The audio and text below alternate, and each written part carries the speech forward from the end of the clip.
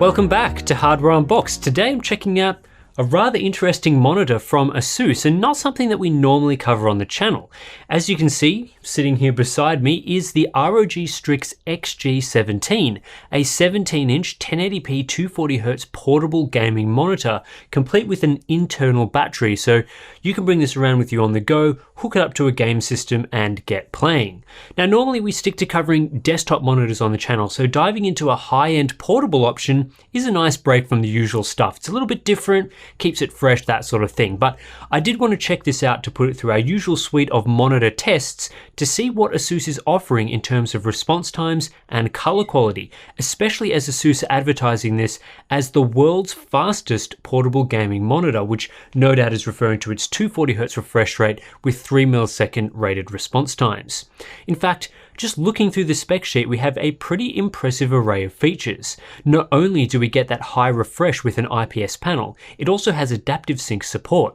Both of these features are rare among portable monitors, which typically stick to standard 60Hz panels, at least from the looks of browsing through the most popular options on Amazon. At the same time, the high price tag reflects this display's rich feature set. Asus are offering the XG17 in two packages. One comes with just the monitor and a basic foldable cover stand, plus the necessary cables. This stand is functional, pretty easy to use, and holds up the monitor well. It attaches magnetically and folds away nicely for storage in keeping with the portability focus. If you've used a folding tablet stand for something like an iPad, you'll be pretty familiar with what's on offer here. It's fine. The more comprehensive package also includes a really nifty tripod stand, which I wasn't expecting to be so versatile.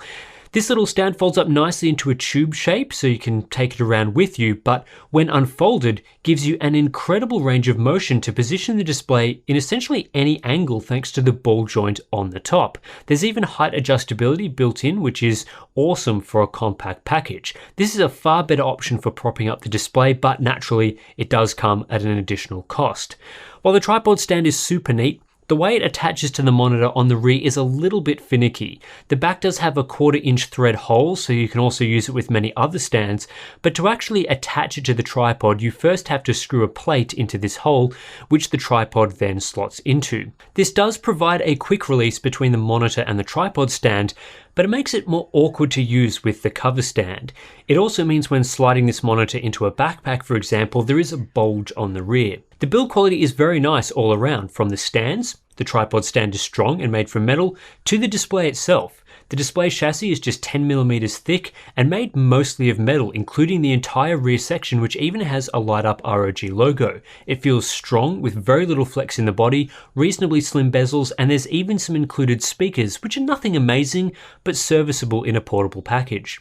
Also important for portability is, of course, the weight. At 1.06 kilograms for the display, this is fine. The strong metal build has likely increased the weight here, but given it's a 17-inch panel size and the included 7800 mAh battery, this seems pretty reasonable. However, the tripod stand is quite heavy, all things considered. Carrying it around will add an extra 650 grams to the package.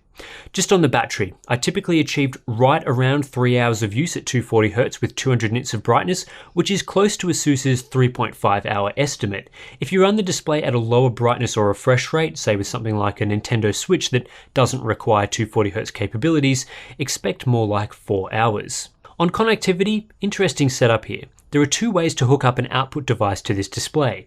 The best choice is using the USB-C DisplayPort connector.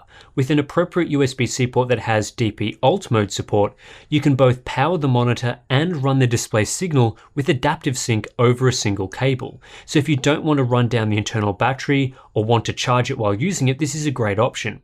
You might have spotted two USB ports on this monitor though. The top one is the DisplayPort enabled port, while the bottom one is for charging only. This charging port is there so you can power the display while connected via micro HDMI, which has no power delivery capabilities, or while using the DP enabled USB-C port with a device that doesn't support sufficient power output. The OSD is controlled through a few buttons on the left side, and it's quite easy to navigate as Asus has taken care to ensure the design and layout is suited to this button configuration. I was really impressed to find that almost all of the usual features you'd find in an Asus gaming monitor are also present with the XG17, including all the cheek crosshair stuff, shadow boosting modes, overdrive, and color controls, plus, blue light filters, everything really. You're not missing out despite its portable nature. Let's breeze through some response time testing for the XG17, and I'm going to cut right to the chase here. Of the 6 available overdrive modes, at 240Hz you're best off just cranking this monitor right up to the maximum level 5 overdrive. The panel here delivers a 4.4 millisecond grey to grey average, which is reasonable for an IPS display, with no overshoot and around 70% refresh rate compliance. So this is only a borderline 240Hz capable panel, but with such great overshoot characteristics in general, you get a really nice experience here. However, level 5 overdrive is only suitable for higher refresh rates, approximately 165Hz and above. For mid-range refresh rates, say you're gaming between 144 and 100Hz, you're better off dropping down to level 3 overdrive, which delivers around a 5 millisecond response time at 144Hz, which is easily fast enough for 144Hz gaming. An overshoot does increase down at 100Hz, but it's still manageable there. For lower refresh rates, around 60Hz, I'd recommend level 1 overdrive. You'll get between a 5 and 6 millisecond response time with limited overshoot. That's exactly the sort of experience you would want for those refresh rates. With these sorts of results, there is no single overdrive mode that's suitable for the entire refresh range. The higher modes deliver the speed required for 240Hz, but with too much inverse ghosting at lower refresh rates. Meanwhile, the lower modes aren't fast enough to get a true 240Hz experience. With that said, the usable ranges for some of the modes, in particular level 3, are quite large, so there is still some set and forget potential here for those overdrive settings. When comparing the XG17 to other monitors, really what we are seeing here is how this portable unit fares against larger desktop equivalents, because I haven't tested many other portable displays. In terms of best case response times, the XG17 isn't quite as fast as other 240Hz monitors that I've reviewed, which often fall in the 3 to 4 millisecond range, but response time performance is still decent from this IPS, especially given its lack of overshoot. 70% refresh rate compliance is on the low side, indicating only a borderline 240Hz experience. However, the response times here are still good enough that the XG17 delivers a clearer image at 240Hz than the best 144Hz monitors out there. Error rates are very solid using the maximum overdrive mode at 240Hz. I reckon Asus could have pushed the limits even further here and maybe ended up with the XG17 in the same range as other 240Hz displays, but either way, this is a solid result with no inverse ghosting. At 60Hz, using level 1 overdrive in this case, we're seeing around a 6 millisecond grey to grey average, which is a standard result from an IPS monitor, although again, it doesn't perform as well as the best desktop 240Hz displays. One area I was concerned might be an issue with this portable monitor is input latency, but this isn't the case. The XG17 is just as responsive as more traditional desktop monitors, even though we tested using the USB-C cable with DP Alt mode. Nothing at all to worry about here, and in fact the results are very strong. Moving now into color performance, and the XG17 is your standard sRGB display with approximately 96% sRGB coverage.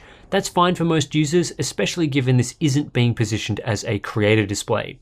Out-of-the-box colors are solid without being spectacular. A grayscale Delta E average of 4.88 in ITP and 2.83 in 2000 is slightly better than average among the monitors we've tested, and my unit had a slight red tint out of the box, as you can see in the CCT average chart. That said, tracking of the sRGB gamma curve is reasonable, and that helps deliver decent results. Saturation performance is better than average with a default Delta E2000 average of 2.05, with a similar result around that 2.0 mark in Color Checker.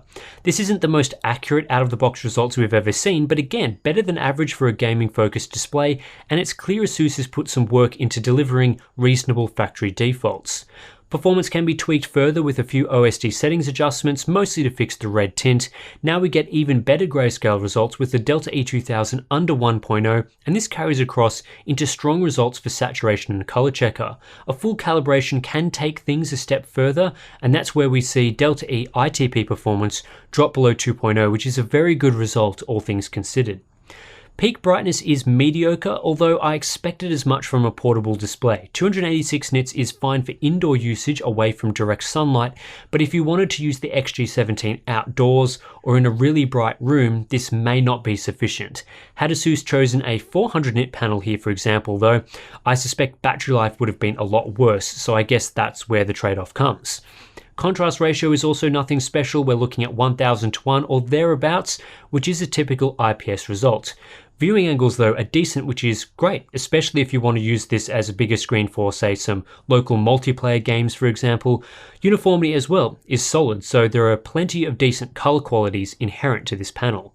Overall, the Asus ROG Strix XG17 is upping the ante for portable gaming monitors. Asus set out to produce the fastest, highest quality portable monitor on the market, and I think they've succeeded here. Performance in most aspects is very good, especially when you consider most other portable monitors on the market pack just a 60Hz refresh rate, often with horrible response times. The XG17 delivers a top-end refresh rate, decent 4 to 5 millisecond response times, and low input lag plus adaptive sync capabilities. It's really well suited to gaming. Asus has also ticked a number of other boxes. The build quality is very nice. This genuinely feels like a high-end product with well-built accessories to match.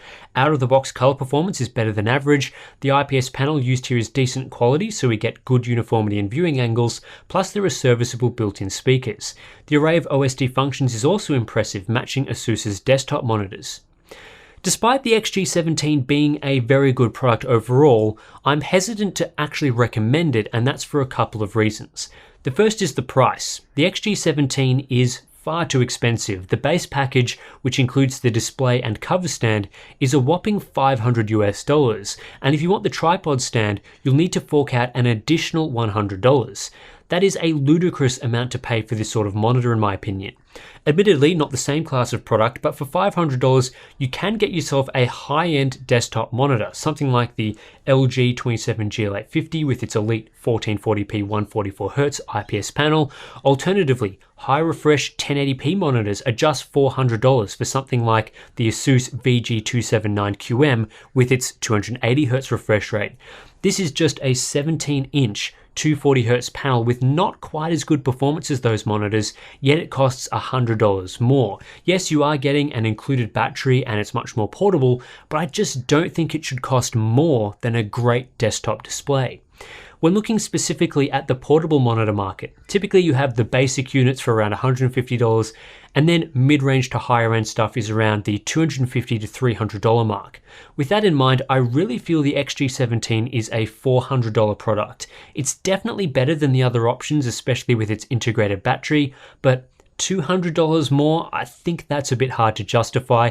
And as for spending $100 more to get the tripod stand, I think that's even crazier. The stand is fantastic, but it's not worth $100. The other reason why I'm hesitant to recommend the XG17 is the target audience. With its 240Hz refresh rate, this is basically designed to be a portable PC gaming monitor.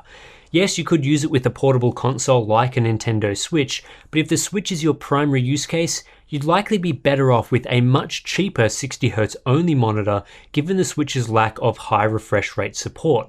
This display's features are kind of wasted on console gaming.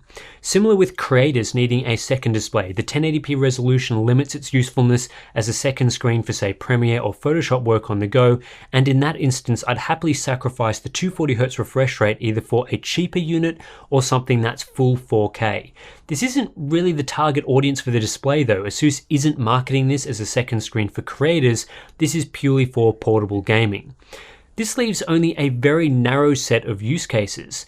Maybe you have, say, a gaming laptop with a crappy display and you want to upgrade to a high-end 240Hz option while retaining portability. Maybe you have a very portable ITX mini PC and you need a compact display for gaming on the go. I've also heard some people using these with eGPUs. Possibly there's other use cases too, but it all sounds very niche to me, so you'd have to really carefully consider what you're going to do with the XG17 and whether it's right for your setup. So ultimately, the XG17, it is a great portable gaming monitor. It's well built, has a great feature set and decent performance, but it's also expensive and quite niche in its use cases. It'll be interesting to see how well this sort of product does for Asus in the market. Is there high demand for a 240Hz battery powered display that costs $500? I'm not sure, but at least it's something a bit different. That's it for this monitor review. As always, if you're interested in supporting our display testing, you can sign up to our Patreon page. Links are in the description below. You'll get access to our ICC profiles, monthly live streams, Discord chat, all that sort of thing. As always, you should also subscribe to Hardware Unboxed because we've got some more monitor testing coming up very shortly. I've just received a whole bunch of monitors to test out. We'll be going through those soon on the channel. So yeah, that's it. I'll catch you in the next one.